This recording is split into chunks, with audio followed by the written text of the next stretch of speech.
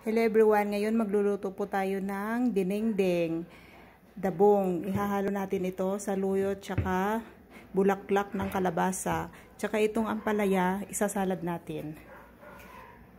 Ito yung dabong. Kumukulo na.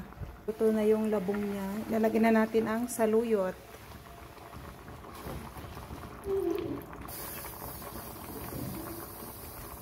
Takpan lang natin ito.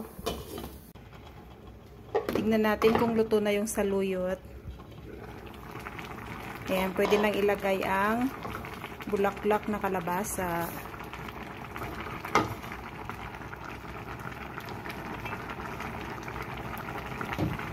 Takpan lang natin ulit. Lagyan lang natin ng pangpalasa. Lagyan natin ulit. Ito na. Ayan, luto na.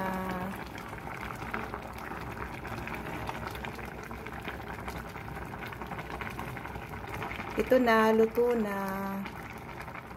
Ang dinengdeng.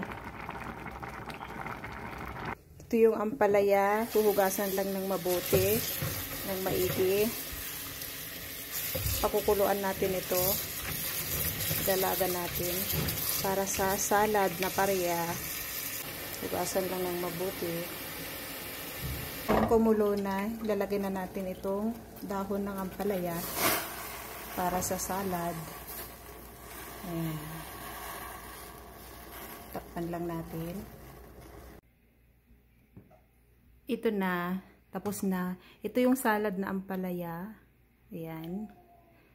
Tapos ito yung dinengdeng na labong, may saluyot, tsaka bulaklak ng kalabasa.